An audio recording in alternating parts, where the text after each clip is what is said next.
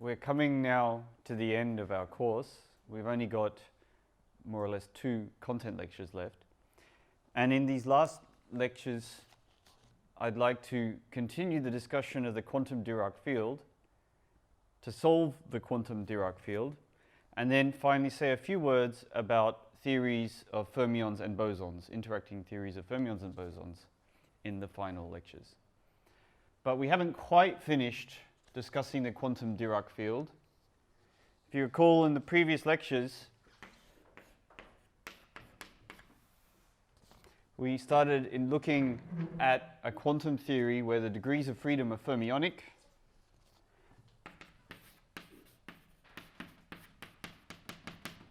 And described by a quantum field psi x. And the hat here indicates that this is an observable, a distribution valued operator.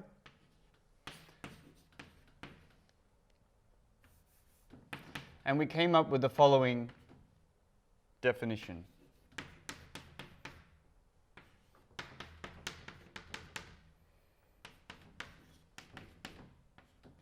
In terms of some annihilation and creation operators, AS and BS.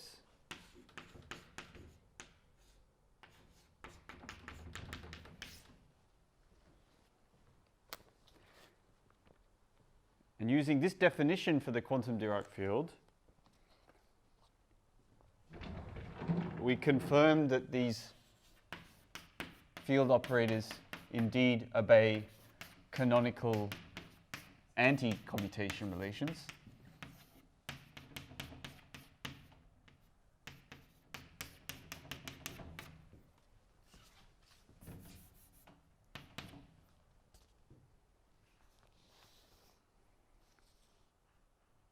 And furthermore, wait on, I forgot a delta function.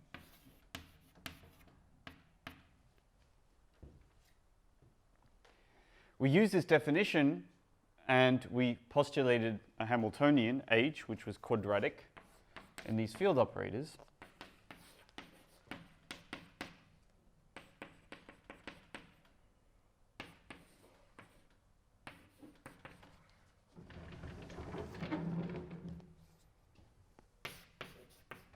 And we solved that Hamiltonian.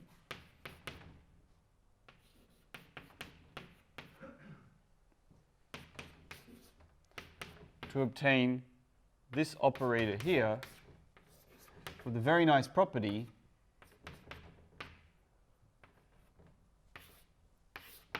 that it's positive. Oops, one extra bracket. So remember, our first go at quantizing the Dirac field by imposing canonical commutation relations was a failure because we were led to write down a quadratic Hamiltonian whose spectrum was not bounded from below. And so for very reasonable physical reasons, you'd want to discard that as a possible quantization of the Dirac field. However, if you impose canonical anti-commutation relations such, then you're led to this Hamiltonian in the momentum eigenbasis, which is bounded from below. So it's a physically reasonable model. It should have a stable ground state, at least without interactions. And we solved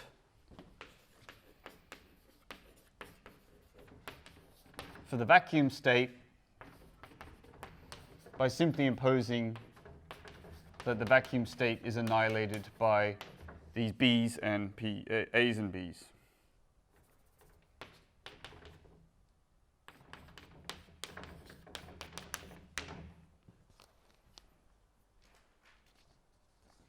That was last lecture. And also we then moved on to the generators of the Lorentz group, quantizing the generators, coming up with a quantum operator that corresponds to each of the 6 generators of the Lorentz group, and also the 4 generators of the translation group.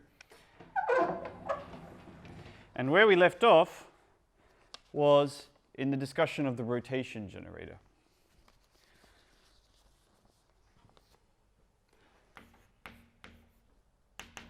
So the generator of rotations as an operator, one can just postulate, right? There's two strategies. One is you can derive, the other is you can postulate. We just postulated that the generator of rotations should have the following form on the basis of its classical counterpart.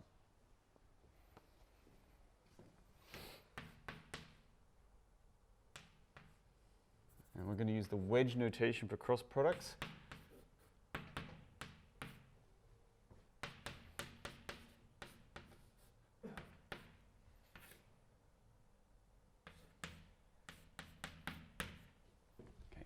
We came up with this expression simply by analogy with the generator of rotations coming from Noether's theorem, or the inverse Noether theorem. And now it's at this point where we have the job of checking that all the operators we write down for the generators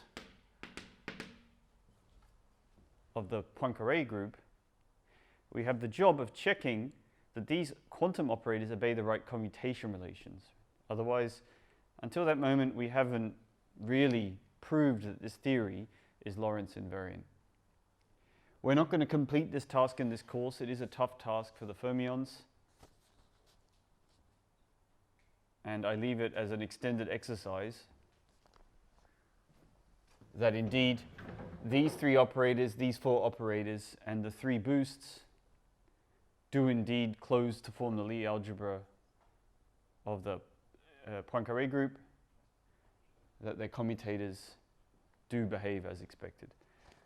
But, and to give you an idea of why this is a more extended calculation, we're going to take a look at just this angular momentum operator today.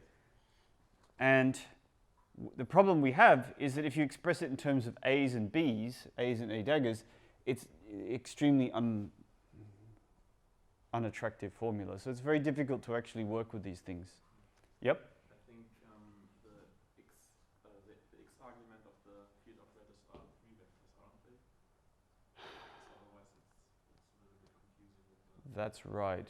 So the question is that the X argument here are three vectors. Yes, indeed, this is equal time. This is all happening at equal time slice. These operators are defined at some given time. Same here, actually. If you looked here, these are three vectors. So there is a time argument, but that's suppressed. So the integral here is over d3p. We haven't actually solved the Dirac field yet, which is why the time argument isn't in here. We've solved the Hamiltonian insofar as we've written it in a diagonal form, but we've yet, and that's today's task, we've yet to actually solve the Schrödinger equation for this Hamiltonian here, which is why everything's at equal time at the moment, because in order to talk about unequal times, we have to solve the Schrödinger equation. We're going to do that soon. But we don't need to solve the Schrödinger equation in order to talk about a representation of the Poincaré group.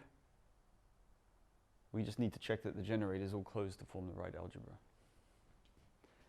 We're not going to do that because it's hard. And then there's the boost generators here,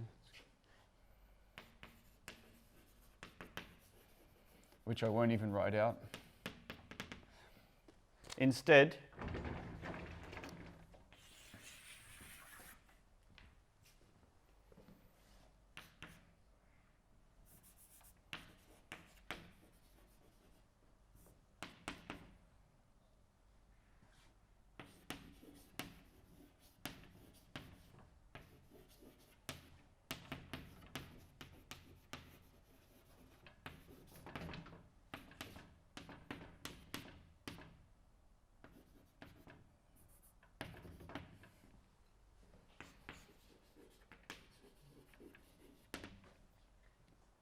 we're not going to do it.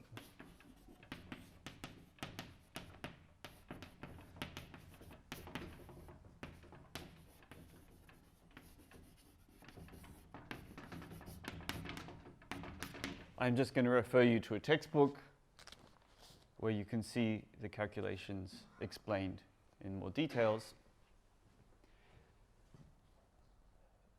We've done it for the bosons. We had all the generators written down for the bosons, and you saw how that kind of calculation goes, and today, and the calculation for the fermion version is just more complicated. Instead, what we're going to do is just check a weaker assertion, namely that a particle, an excitation of the Dirac field has an intrinsic spin 1/2, a fundamental excitations.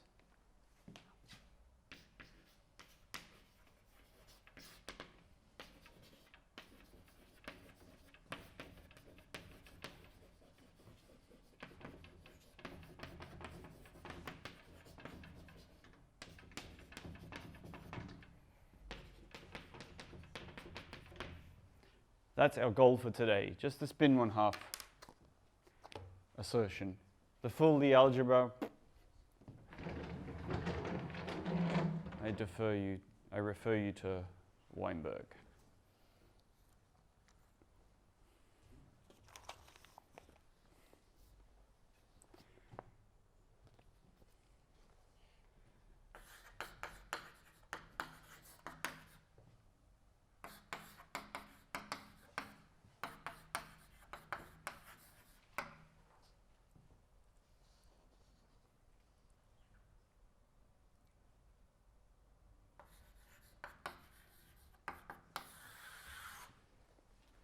Let's instead observe the spin, or the angular momentum, of a Dirac particle at rest.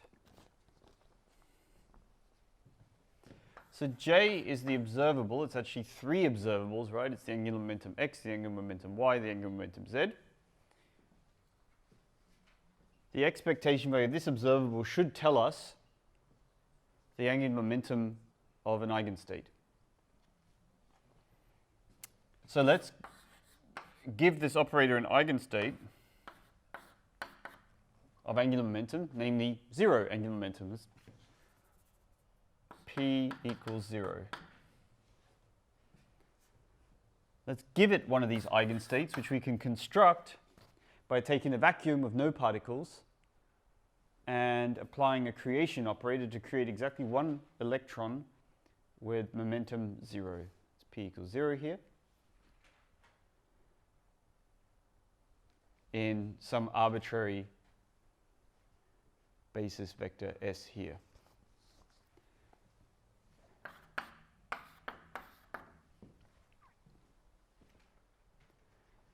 There's 2 possible outcomes to this calculation, or 3, I suppose. The first is this is also an eigenstate of angular momentum, which it will turn out to be. The second possibility could have been that it wasn't an eigenstate, but its expectation value still had a value of 1/2, which is what we want to prove. And the third possibility is we couldn't calculate anything at all. So luckily we're in the first possibility.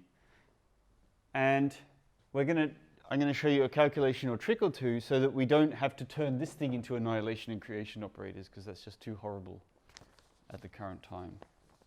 So we're going to be able to do this calculation in terms of J defined via that equation there.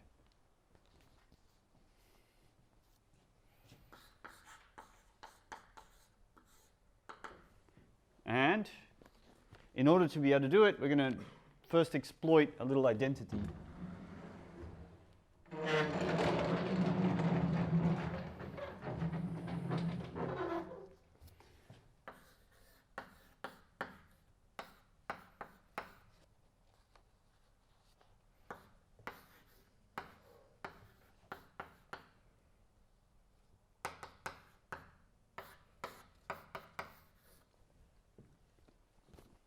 So it's a very quick calculation with the canonical anti-commutation relations, which are written down here, to calculate the commutator between psi at a given position x and this creation operator here at momentum 0.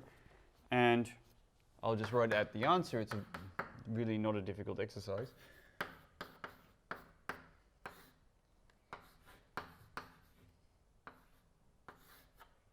And that's the answer you get.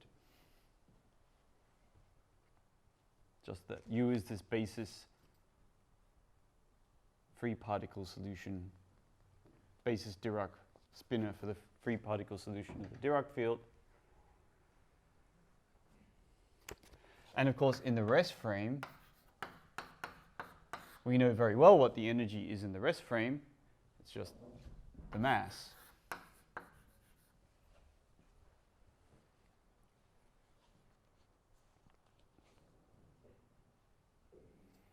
And then with the help of just little identity here, we can carry out that calculation up above.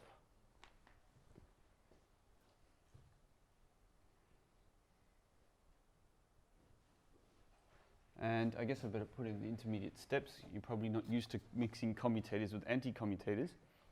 So step 1, get rid of this first.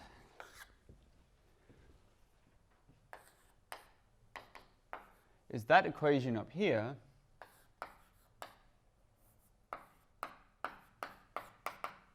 is equal to the commutator. Okay, that should be, I hope, relatively straightforward to see, right? The J operator, if you acted on the vacuum, there's a missing dagger here.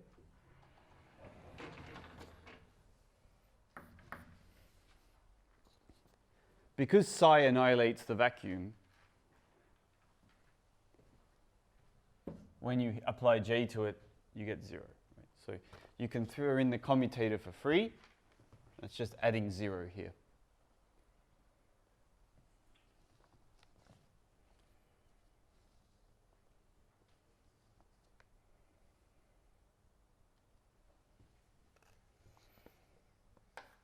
And then we substitute for this expression for J.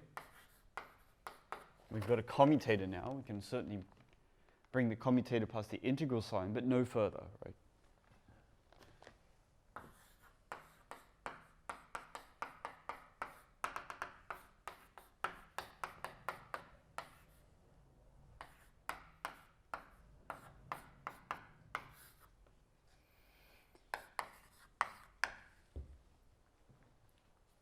So far, so straightforward.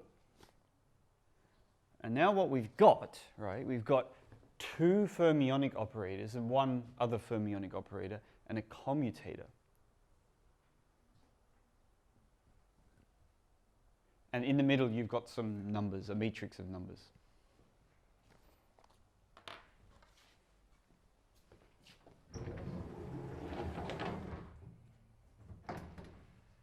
So to get further with this computation, we're going to use the following commutator identity.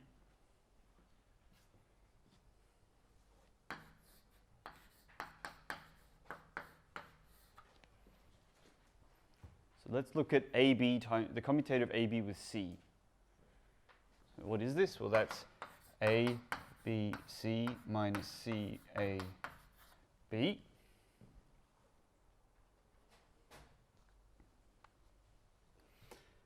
And it turns out we can re-express that in terms of anti-commutators.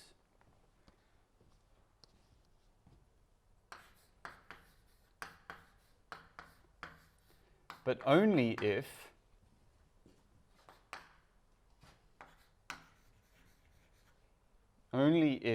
the commutator, the anti-commutator, sorry, of A and C is 0.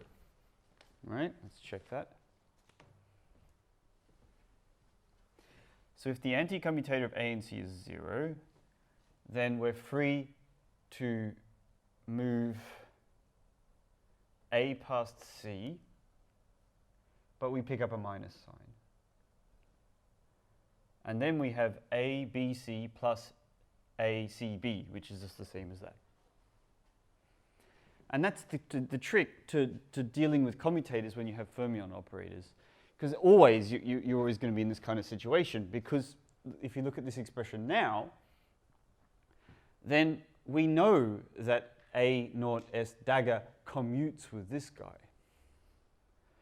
Because there's an A dagger inside here, but there's an A inside here. So that's like the A, this is like the B, and that's like the C. So we can rewrite this expression as something different, but with an anti-commutator. So we're going to use this trick here.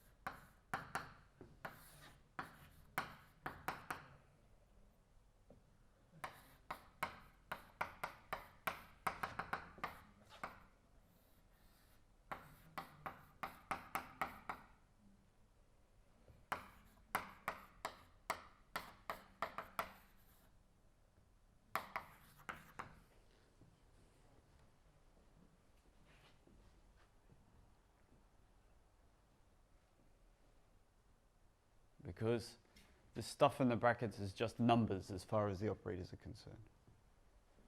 Question?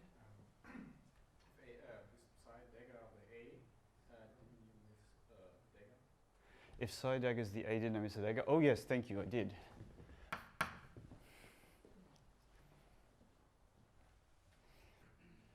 But now we've got something that we know what to do with because of this note here. So we're going to substitute that in.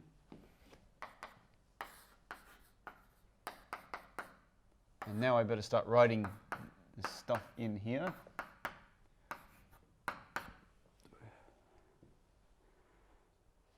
Minus, right? Minus.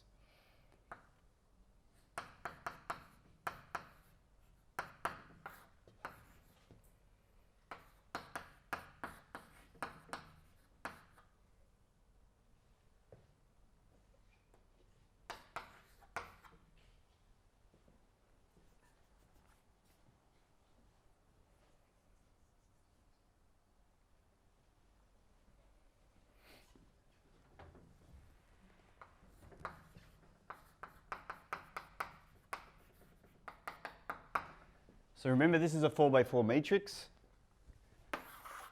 This is a 4x1 spinner.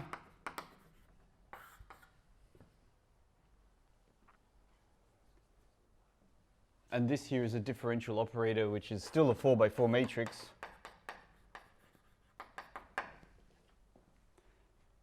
But it's a differential operator multiplied by the identity 4x4 matrix. Now this is the orbital part. And that's straight up 0, right? If you look at this, what this is applied to, that's a derivative. It's a differential operator applied to something that does not depend on x, so it's got to be 0. Let's go on. So we're left with, d3x. I'm missing a field operator somewhere.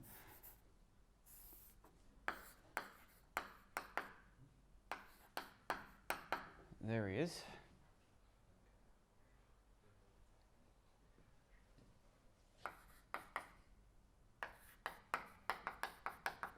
There's the field operator, and we're left with one term, right, which is this thing here. This 4x4 matrix times by this spinner over root 2m.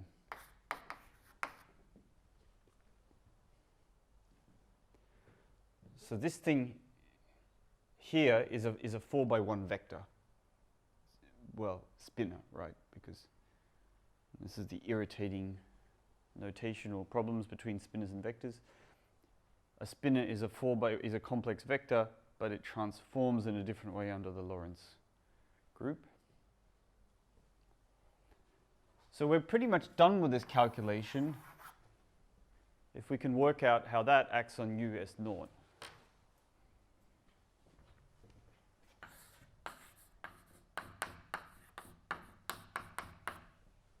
So before we finish up this calculation, let's just note that nothing here, nothing past this line, depends on x. So we're free to do this x integral and get rid of that right now. And what we'll end up with is a creation operator, a simple creation operator. So if you just substitute, if we do this integral, and I'll get the expression for the field operator to hand.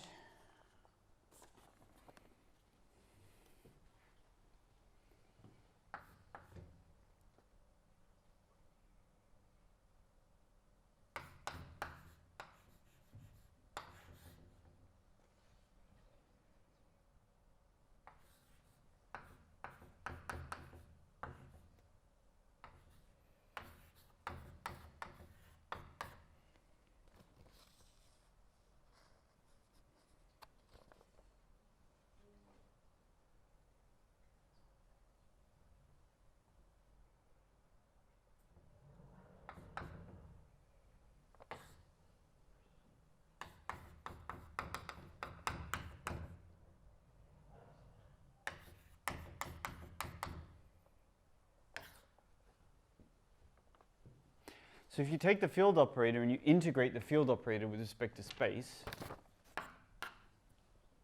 then you substitute in the definition of the field operator in terms of e to the IP, x's and a's and so on, then you get a delta function, which is what allows you to write this.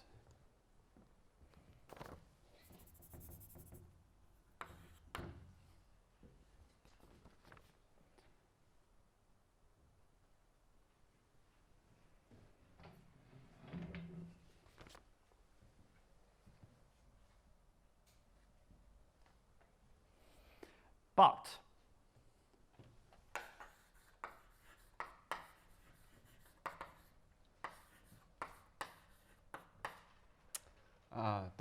dagger.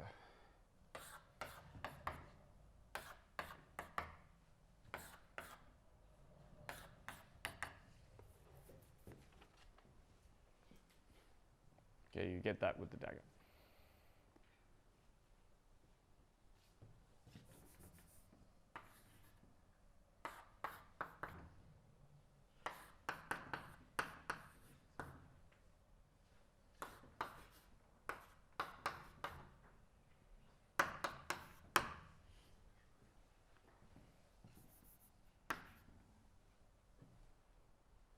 So it's not entirely obvious, but it's a small calculation to convince yourself that that's actually the case, that this spinner, when you compute its dagger, it's a 4x1 sequence of complex numbers, and this is a 4x4 matrix, and this is and that's a 4x1 spinner. When you compute this in a product, that's 0 for all R and S.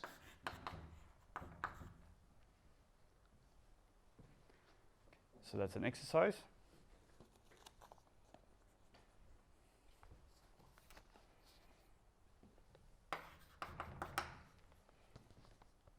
So we're going to substitute this expression into here. We're going to use this exercise to throw out a term, and then we're really only left with a couple of things to do.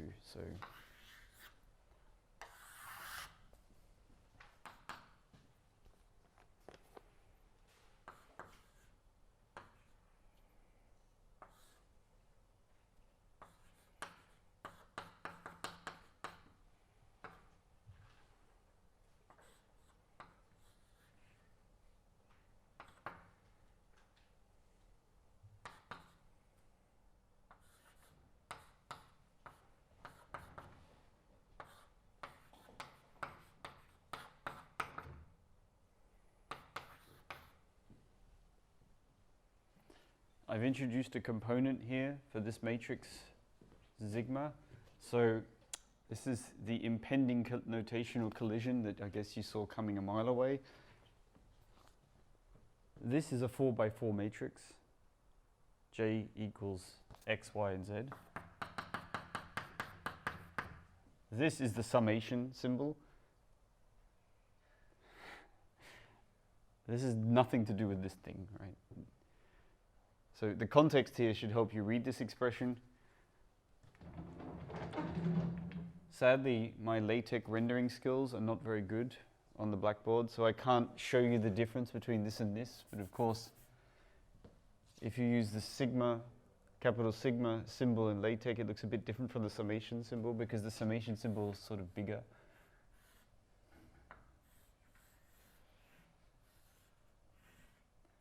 It's not bad, huh? That's a matrix, it's a summation symbol. I think I've been doing 1 to 4, haven't I? Like that.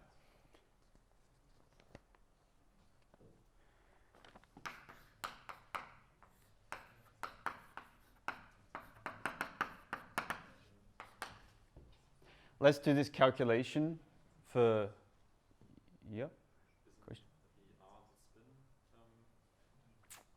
Isn't R the spin? No. Oh, it goes from 1 to 2. Sorry. Yeah. R is the coming from the elementary solutions of the Dirac field. So let's carry out this calculation for example when J equals 2 Z. we have 3 components we have to worry about, so, but let's just pick J as Z for concreteness. And then this equals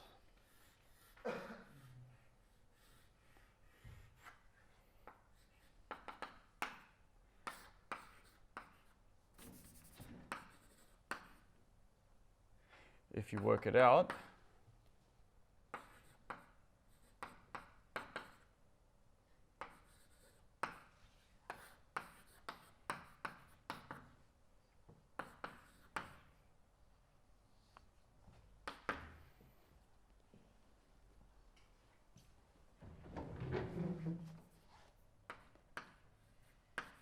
that's a Z there.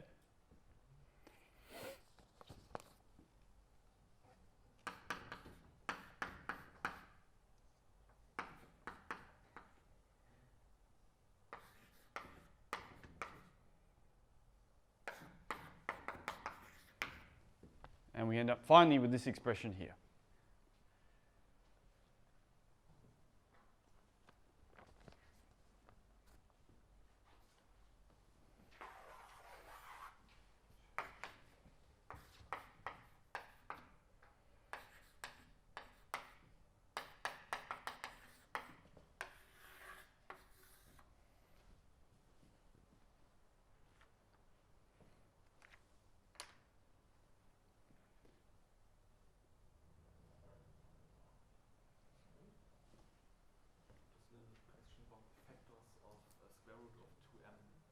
Oh, the factors of square root of 2m, where did they go? That's a good question. They should have been there the whole time. Hang on. No, they go away from the definition of the normalization of these vectors u here. So if you remember the solution here, we had this normalization that u bar u equals 2m.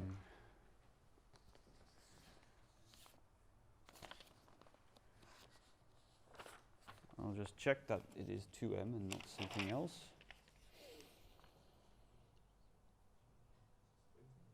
It's 2m, yeah. So that deals with those factors of root 2m that vanished.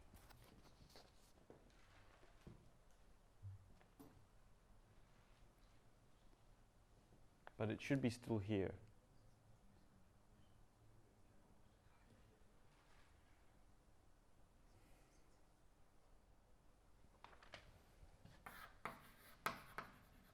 So I think there was indeed a missing root 2m.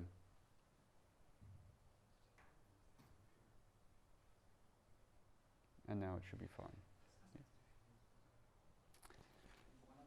Yeah. I'm not sure about the exponent of the -1 in the last formula. Is it an s minus 1? This is an s minus 1, yeah. The exponent here is s minus 1. So when s is 1, then it's spin 1/2. When s is 0, so when s is 2, then it's spin minus 1/2.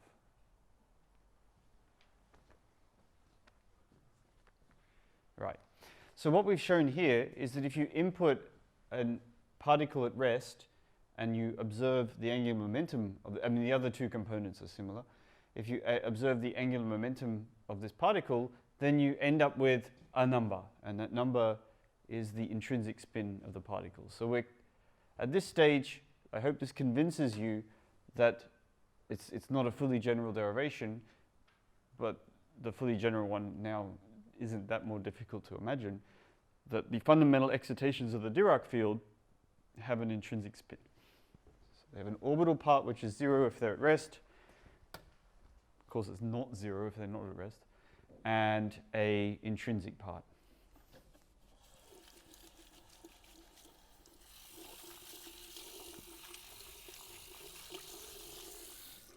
Which is their spin.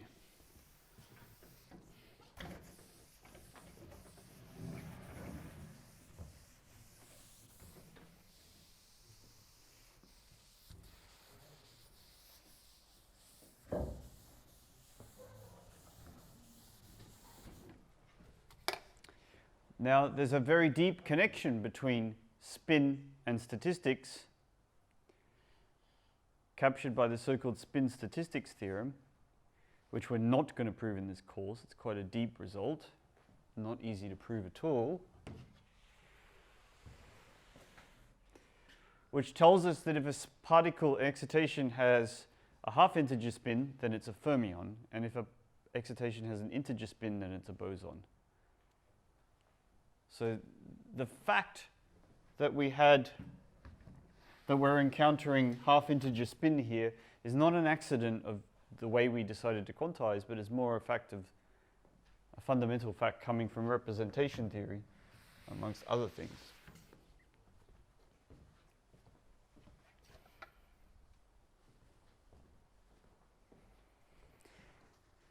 Right, so we've got as far as looking at some of the generators of the Lorentz group. As I've said, we're not going to compute all their commutators in this course. And I'm just simply going to assert that we do indeed get a unitary representation of the Poincare group this way. So if you have a Dirac field, you define the conserved charges, their quantum versions according to, it's erased now, quantum versions according to just putting the hats on, and then you compute all their commutators, it all works out, and you have this nice unitary representation. So we've got a second example of a relativistic quantum field. Well, that's great. Now let's actually use this example let's solve it, right? We want to see this example in action. And to do that, we're going to need the propagator.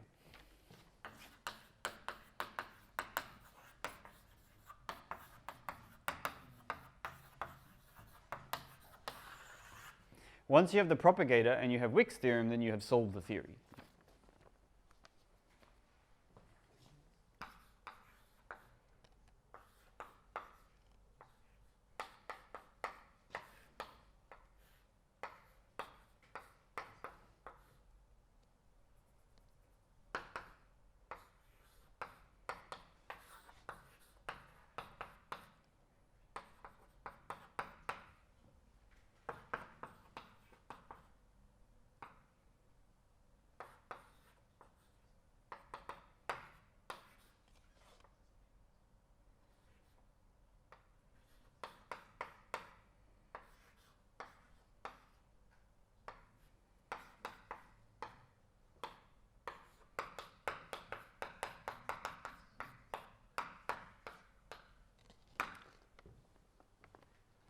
So this is the object. This is a covariance matrix. It captures all the information you need about the dynamics of this quantum field theory via Wick's theorem.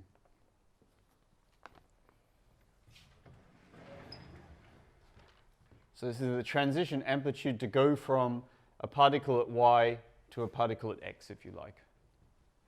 Remember, the overline here indicates the corrected adjoint operation for the Dirac spinor field. And just by substitution, right, you get this. It's an exercise, but it's 4 terms you have to compute, and there's delta functions all over the place. So this is not a difficult deduction, this one here.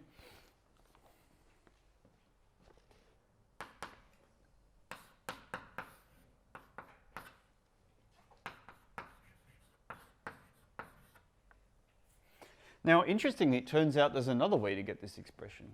I'm going to explain the slash notation in a minute. Have I explained the slash notation? No. Okay.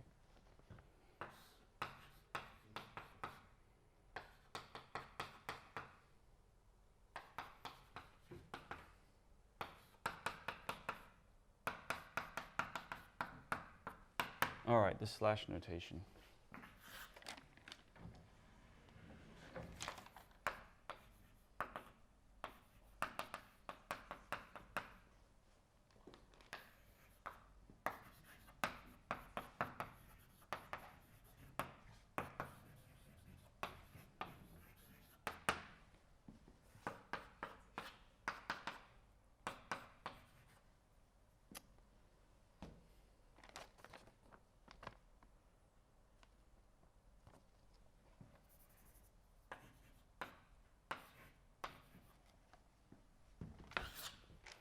So if you have a 4 vector, then the slash notation means take the 4 components and multiply them by these 4 gamma matrices, sum them up, so it's a matrix.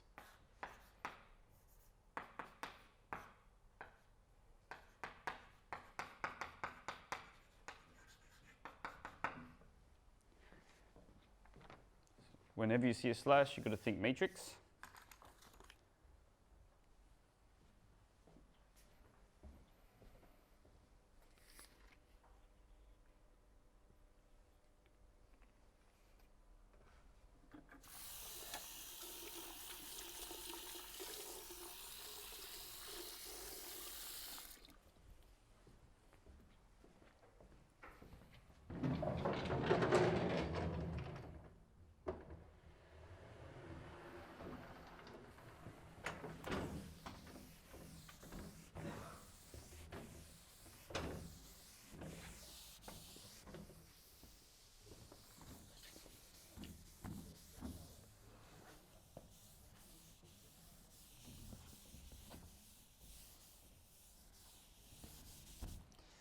There it is, a matrix. So dx slash, I'll explain that notation. That seems possibly confusing. Oh, hang on. So the x comes from the fact that the argument has an x and a y variable. So you have to say which variable you're differentiating with respect to.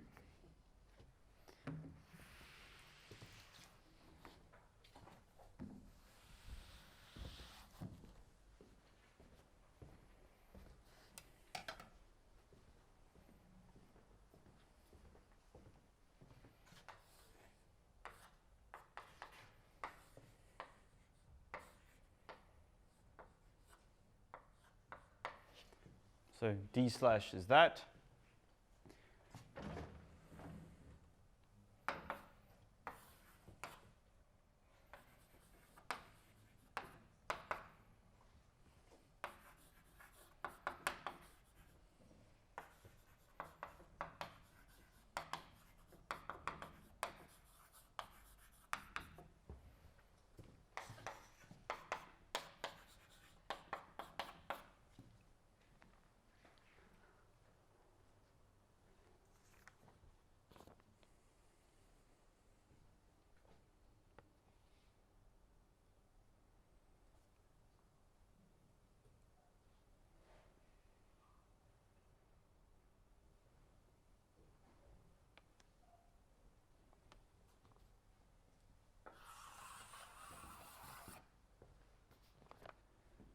So let's actually carry out this calculation here.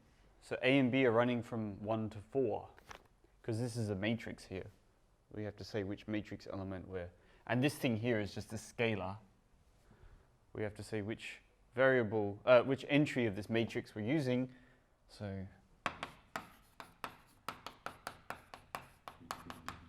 there's 16 quantities we have to cope with here.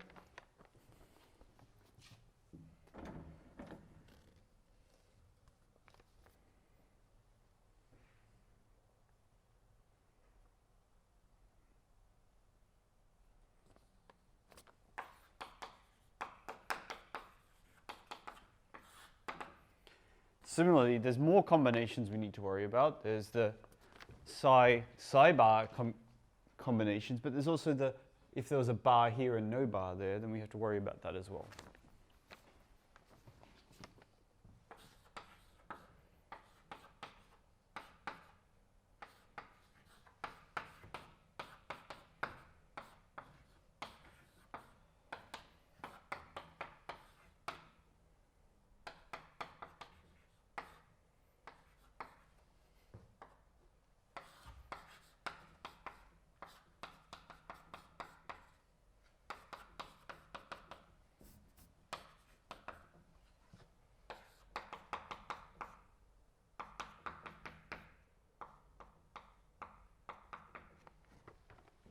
So similarly, we have that expression.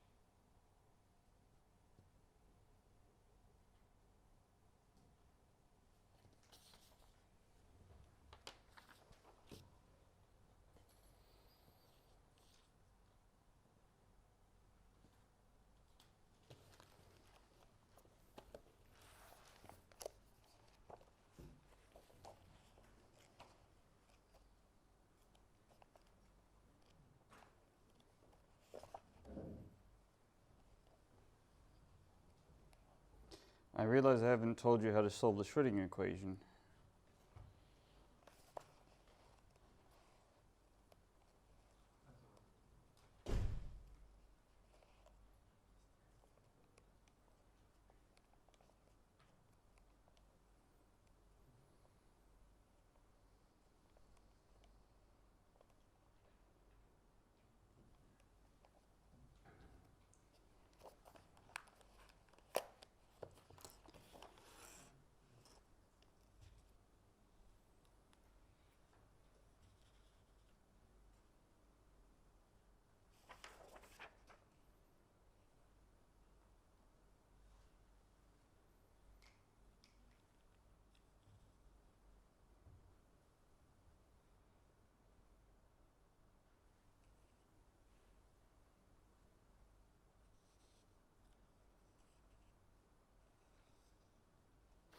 Okay, yeah, I should say, indeed, what is the solution to the Dirac field for x not at an equal time?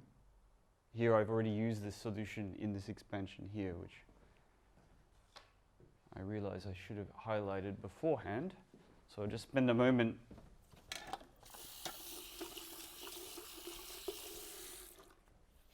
solving the Dirac field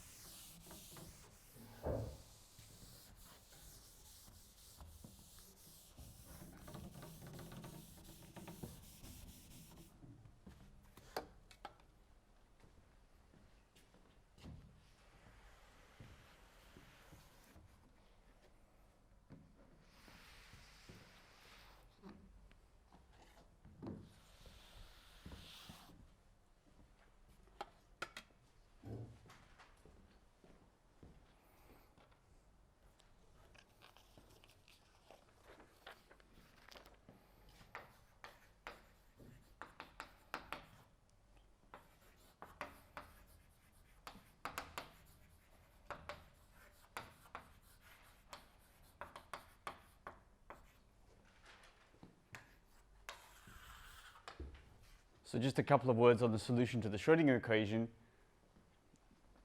so that we can explain equations like this and why this derivative with respect to time makes sense here. Because if this was on a fixed equal time slice, then that expression, and if in particular, this argument here was a 3 vector, then this expression here doesn't seem to make any sense. So we just have to convince ourselves that we can extend psi x to different times. And we need to do that by solving the Schrödinger equation.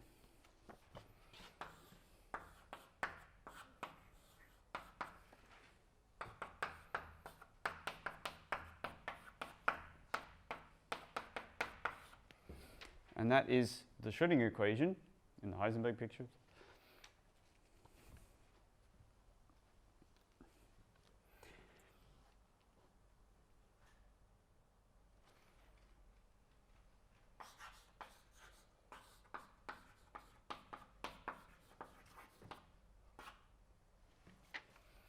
And to actually solve this and convince ourselves that this expression makes sense for times, for arguments here that aren't 3 vectors, but in fact 4 vectors, we need to compute the commutator of H with the various annihilation and creation operators that appear in the expansion for psi. So I will write out also the expansion for psi.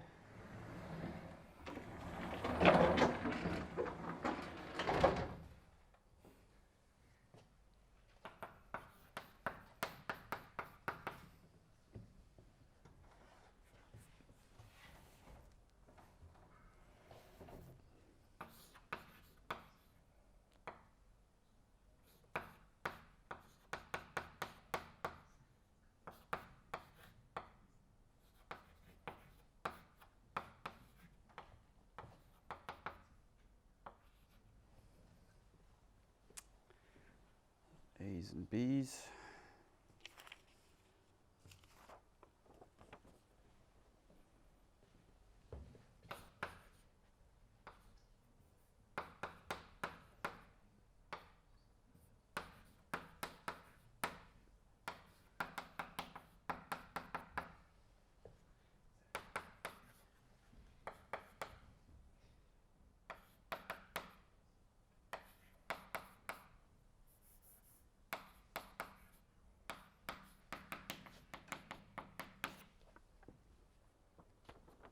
So we've expanded psi like that. And we need to use the fact that the commutator of H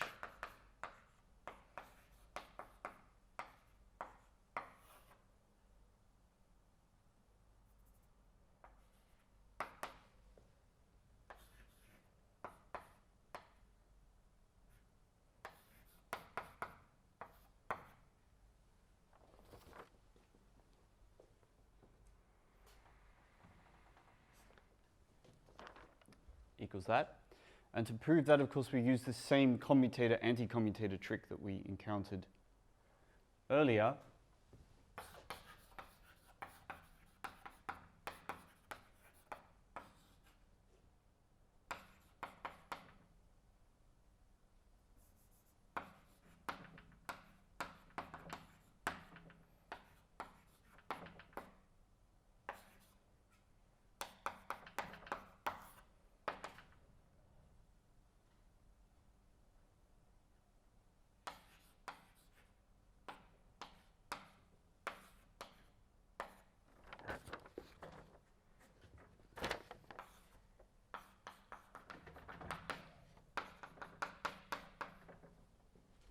So we use the fact that this commutator can be calculated by replacing it with an anti-commutator, because in this case, you have to use a different identity, right? Because A is the thing that doesn't anti-commute with this guy here. It's the second term which anti-commutes here, but the same identity holds. Similar identity holds.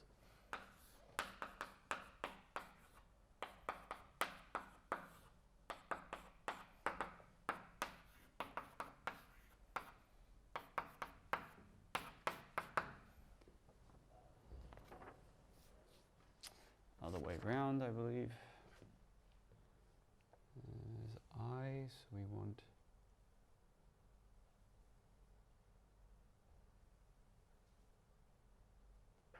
no, I think that's correct.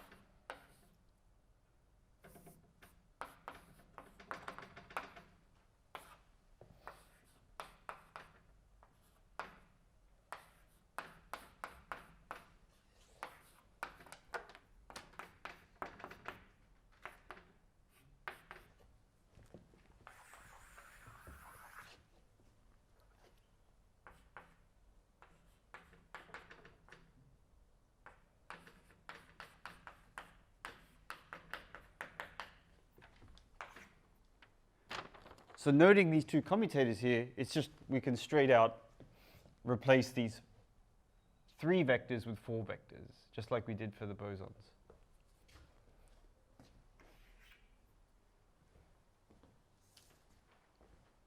So that's the bit that I had skipped out in solving the Dirac field here. And that's why this expression here makes sense, because now these arguments are 4 vectors and not 3 vectors.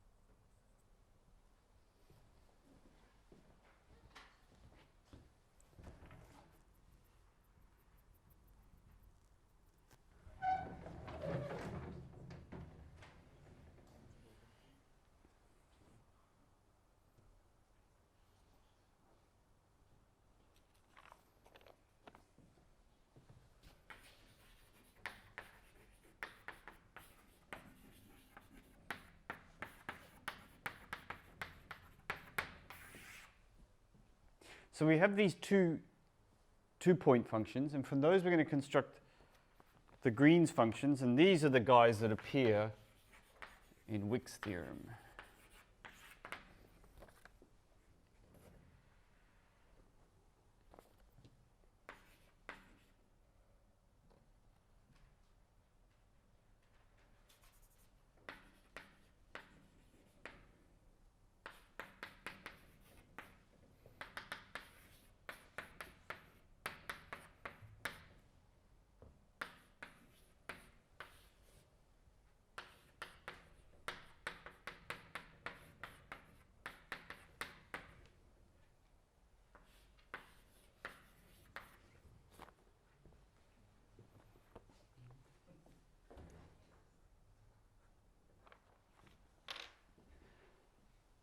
So we're going to take a particular combination of the retarded and advanced Green's functions and create a Feynman type propagator. That's the next couple of steps.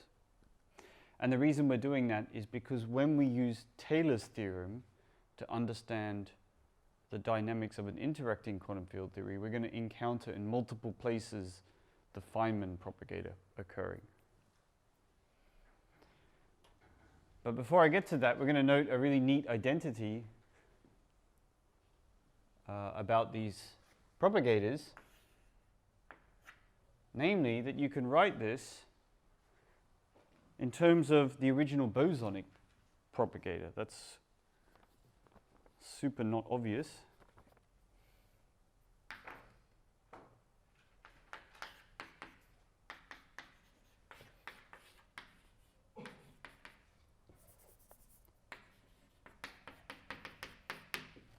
So it's a nice little exercise.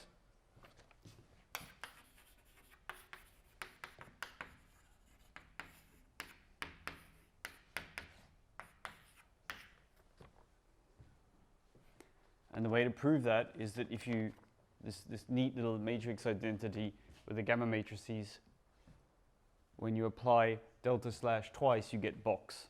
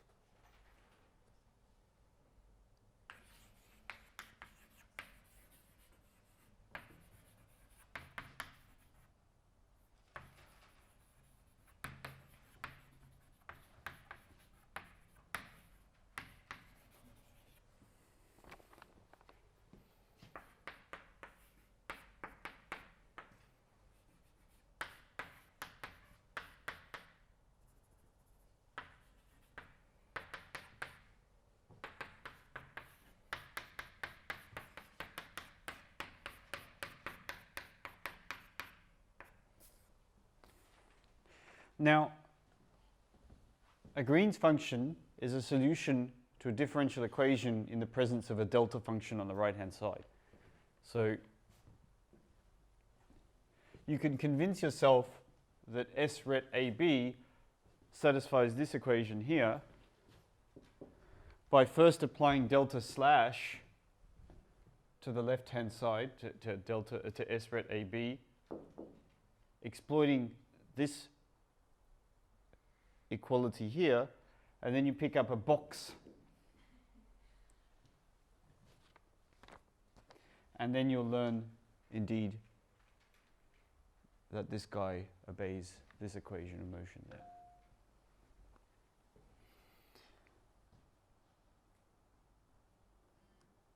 But you could go the other way, right? You could say, I want to obey this equation here which defines a Green's function. How else could I solve that equation? Well, I could solve it by Fourier transforming because everything is translation invariant. So if you go to Fourier space,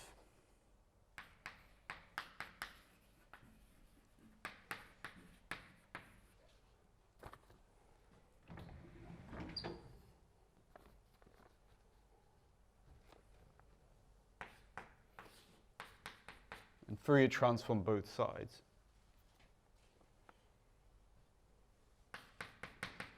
You'll have to deal with the delta function on the right-hand side, which in Fourier space has a rather nice expression.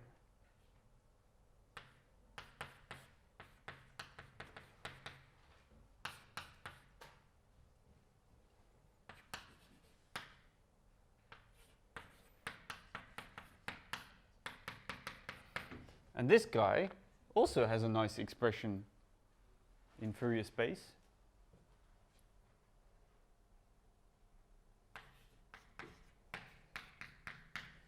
Namely that.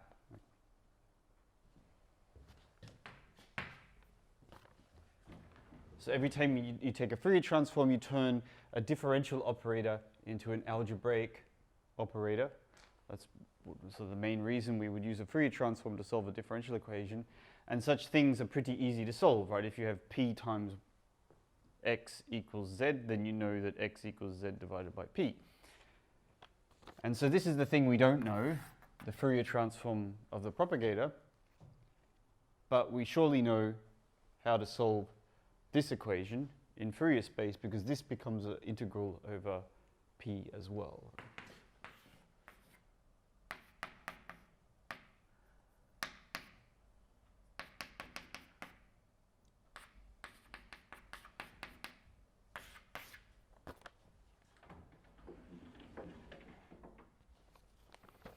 And that convinces us that S twiddle, the Fourier transform of our retarded propagator,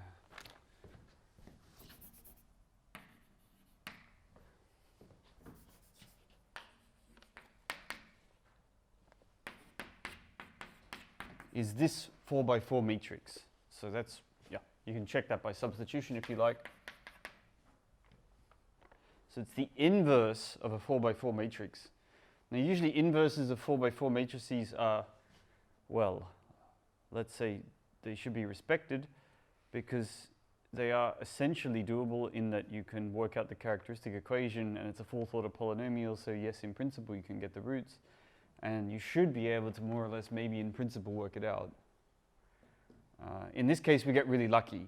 There's an actual trick that allows us to do that inverse calculation. Super nice.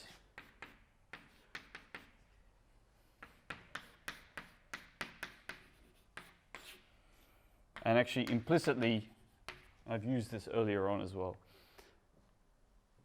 So multiplying both sides of this equation by p slash minus m should convince you that that equals that. So it's not a hard exercise.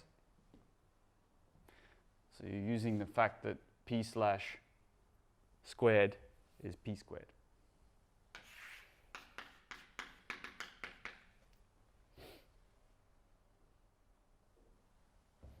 So we actually used this trick earlier when we had delta slashes solving for the retarded Green's function somewhere.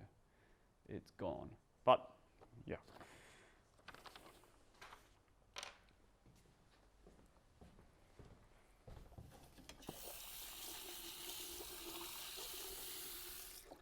And you can do the same thing for the advanced Green's function. It turns out we're not going to need either advanced nor retarded when we do our Wick's theorem. Instead, we need a combination of the both.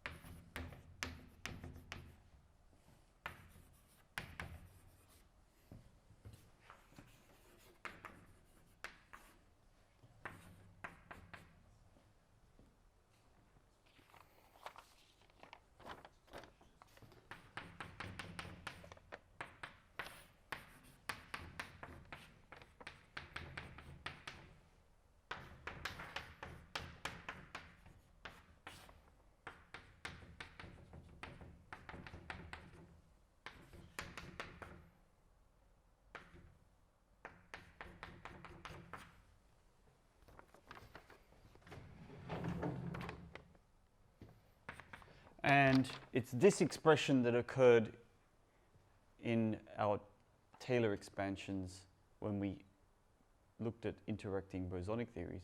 And it's exactly the analogous expression occurred when we looked at bosonic theories.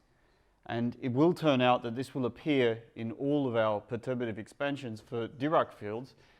And the reason why is for a very simple identity, exactly the same one as for bosons, namely that the time-ordered product of these two things is in fact equal to that expression there. So if you recall the time-ordered product, that's the quantity that occurs when you apply the Dyson expansion to an exponential. So that's why we expect these things to occur, and that's why we focus on this object here. And there's multiple ways to define this. Either you can take a combination of the retarded and advanced Green's functions, or you could integrate this thing along a funny contour, but this expression I think here is the sort of the most rapid one. And really you have to interpret this, of course, in the limit that epsilon goes down to 0. So now we have all the building blocks for discussing the quantum Dirac field in the presence of interactions. So we've solved the free theory, and that we did in terms of the field operator, which I've now obscured. Wait on. Here.